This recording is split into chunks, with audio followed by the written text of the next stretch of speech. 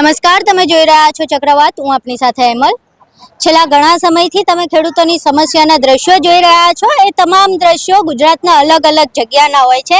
ક્યારેક એ દ્રશ્યો કોંઢના હોય, ક્યારેક એ જેતપરના હોય, ક્યારેક દ્વારકાના હોય, અને આજે અમે તમને સાણંદના દ્રશ્યો બતાવવા આવ્યા છીએ. સાણંદના ડરણ ગામમાં પાઇપલાઇન નાખવામાં આવી રહી છે. ડ્રેનેજ લાઇન તેમની મંજૂરી વગર નાખવામાં આવી રહી છે. ખેડૂતોને આ વખતે વળતર નથી જોઈતું. ખેડૂતો એમ જ કહી રહ્યા છે કે અમારી જમીન જ જોઈએ છે, અમારે કોઈ વળતર નથી જોઈતું. એ પછી તમે જંત્રીના ભાવે આપો કે માર્કેટના ભાવે આપો, અમારે અમારી જમીન જોઈએ છે. છેલ્લા 10-11 દિવસથી એ લોકો અહીંયા ડરણ ગામે આંદોલન પર બેઠા છે. આપણી સાથે શૈલેષ મેર જોડાયા છે. આંદોલન વિશે તેમની સાથે વાત કરીશું. શૈલેષભાઈ, આટલા દિવસથી આંદોલન ચાલી રહ્યું છે, શું કહેશો આંદોલન વિશે? અમારે આજે આ આંદોલનનો 10મો દિવસ છે અને આપ જોઈ રહ્યા છો મોટી સંખ્યામાં રોજ અમારું માણસો વધી રહ્યા છે, એટલે અમને ખૂબ સમર્થન મળી રહ્યું છે.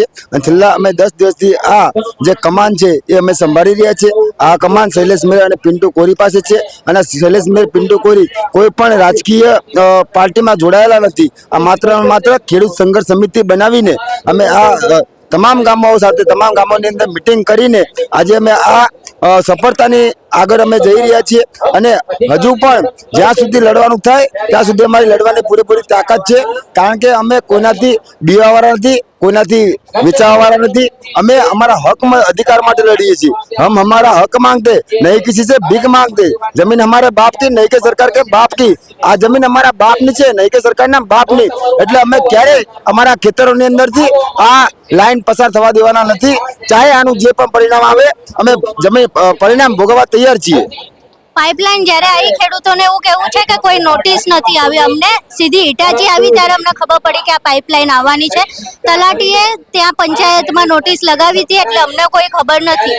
તો હવે આ પાઇપલાઇનનું સમસ્યા શું છે અને એનાથી નુકસાન શું થવાનું? આ જે સમસ્યા છે એ કરોડો રૂપિયાની સમસ્યા છે. તમે આજે અહીંયા જોઈ શકતા હોય તો આ કરોડોના ભાવની જમીન છે અમારી.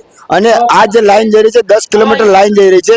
ટોટલ આની અંદર 4 ગામ આવી રહ્યા છે: ડરણ, જુવાલ, સાકોર અને ઢેઢાળ વાસણા. તો 4 ગામની અંદરથી હજારો વીઘા જમીન આની અંદર કપાઈ રહી છે. તો આ જો જમીનોમાંથી લાઈન પસાર થાય તો ખેડૂતોને કોઈ આ જમીન એને ના થાય, ખેડૂતોને કોઈ બાંધકામની પરમિશન ના મળે. એટલે અત્યારે જે કરોડ ભાવના જમીન છે એની વેલ્યુ માત્ર 20 લાખ ઉપર આવીને રહી જાય. તો આ ખેડૂતોને બહુ મોટું નુકસાન છે, અને ખેડૂતોને કરોડો રૂપિયાનું નુકસાન છે. અને જેને બચાવવા માટે મેં આજે કમાન સંભાળી છે, અને આ ખેડૂતોને જાગૃત કરી કે આ આપણો હક અધિકાર છે, આ જમીન આપણા બાપની છે, નહીં કે સરકારના બાપની. અને આ લોકોને અમે જાગૃત કર્યા, અને જાગૃત આ લોકો થયા છે. અને આજે આપણે તમે જોઈ શકો છો કે કેટલી મોટી સંખ્યાની અંદર માણસો આવી રહ્યા છે. અને અમારા જે બધા આગેવાનો છે તમામ લોકો આવી રહ્યા છે. અમે તમામ લોકોને જાહેરાત કરી છે, કોઈ પણ પાર્ટી અમારા સમર્થનમાં આવી શકે છે. અમે એવું અત્યાર સુધી કોઈને કીધું નથી કે કોંગ્રેસ, ભાજપ કે આમ આદમી પાર્ટી ના આપી છે. અમે દરેક લોકોને આમંત્રણ આપી છે, તમે એક ખેડૂત બનીને આવો, તમારા જે પટ્ટા છે તમે ઘરે મૂકીને આવજો. પણ તમે અહીંયા ખાલી માત્ર ને માત્ર અમારા જે ડરણ ગામના ખેડૂતો છે એની જ વાત કરવાની છે, તમારે બીજી કોઈ વાત કરવાની થતી નથી. 10 થી 11 દિવસથી આંદોલન ચાલી રહ્યું છે. શું લાગે છે, સરકારને કઈ ફેર પડશે આંદોલન? ચોક્કસ પડશે, કેમ નહીં પડે. અમારી પાસે જગદંબાઓ છે, શક્તિ નારી છે, એટલે અમને ચોક્કસ વિશ્વાસ છે કે આ જીત અમારી થવાની છે. 115 ધારાસભ્યો પોતાના એફિડેવિટમાં ખેડૂત લખાવે છે. આપણે સૌરાષ્ટ્રમાં વીજ પોલની સમસ્યા જોઈ, ત્યાં મહિનાઓથી લડી રહ્યા છે. અહીંયા 10-15 દિવસ થઈ ગયા. સમસ્યા તો અહીંયા ડિસેમ્બરથી ચાલી રહી છે. 115 ધારાસભ્યોમાંથી ના તો એકય આવે છે. ચલો, 115 જે ખેડૂત લખાવે છે તો નહીં આવતા, પણ જેને ચૂંટીને મોકલ્યા છે એ હજુ સુધી નથી રોકાતા. એનું કારણ એ પહેલા ખેડૂત હતા, હવે લોકો ખેડૂત નથી રહ્યા, હવે એ લોકો ગુલામ થઈ ગયા છે. પાર્ટીના ગુલામો છે, એમને જે આદેશ મળે એટલું જ બોલી શકે. તમે આટલા દિવસથી તમે જોઈ શકો, આજે 10 દિવસ થયા, અહીંયા અમારા 14 થી વધારે બાવળા તાલુકાના ડેલિગેટો છે, અને 15 થી વધારે અમારા સાણંદ તાલુકાના ડેલિગેટો છે. એક પણ ડેલિગેટ અહીંયા ફરકવા નથી આવ્યો. કાલે ખાલી લોકો દેખાવો કરવા અહીંયા આવ્યા છે કે અમે તમે સમર્થનમાં આવ્યા છે, અને એ લોકો તો સ્ટેટસ ચડાવવા માંડ્યા કે અમે ખેડૂતોની સાથે છે. તો 9 દિવસ એ લોકો ક્યાં ગયા હતા? આજ સુધી તમારા સ્ટેટસની અંદર એક પણ તમે સ્ટેટસ મૂક્યું છે ખેડૂત વિશે?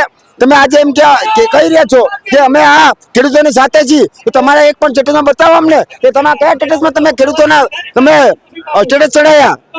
આ લોકો માત્ર ને માત્ર ખાલી ગુલામ છે. આ કોઈ સરકારના ખેડૂતના પક્ષમાં નથી. આ લોકો ગુલામ બની ગયા છે. કનુભાઈ થી લોકોને બહુ નારાજગી છે. કનુભાઈ આજે આવવાની પણ વાત કરતા હતા, શું આવવાના છે અને આવશે તો શું રજૂઆત કરશે? હા, અમને વાત મળી છે કે આજે ખેડૂતોને સાંભળવા માટે આવવાના છે. અમે કાલે પણ એ લોકો આવ્યા હતા. સ્પષ્ટ શબ્દમાં કહી દીધું છે કે આ લાઈન અમે કોઈ પણ સંજોગોમાં ગાળવા દેવાના નથી. તમારું જે તમારી મંજૂરી હોય કે અહીંયા ગાળવા દેવાની નથી તો જ આવજો, બાકી અમારે કોઈની જરૂર નથી. અમે આ લડાઈ ખુદ લડી લેવાના મૂડમાં છીએ. અમે કોઈ પણ પરિસ્થિતિની અંદર જેવી રીતે લડાઈ લડવાની થાય એવી અમારે પૂરેપૂરી તૈયારી છે. જેતપર અને કોંઢમાં રહીને ધારાસભ્યો આયા હતા, કાંતિભાઈ હોય કે પ્રકાશભાઈ હોય, આવ્યા પણ મુખ્યમંત્રી સુધી બી ગયા. જેતપરના ખેડૂતોને ગાંધીનગરનું તેડું આવ્યું, પણ હજુ સુધી સમસ્યાનું નિરાકરણ નહીં આવતું. એટલે એવું લાગી રહ્યું છે કે કાંતિભાઈનું કે પ્રકાશભાઈનું કઈ ઉપજતું નથી. શું લાગે, કનુભાઈનું ઉપજશે? મેં આપને વાત કરું, 182 ધારાસભ્ય છે, કોઈનું કઈ ઉપજતું નથી. બધા લોકો ખાલી કઠપૂતરી છે. જે દિલ્હીથી ઓર્ડર થાય એટલું જ કરી શકે, એનાથી વધારે એક શરીરનો ટુકડો પણ ભાંગી ના શકે આ લોકો. એવી આ લોકોની પરિસ્થિતિ છે.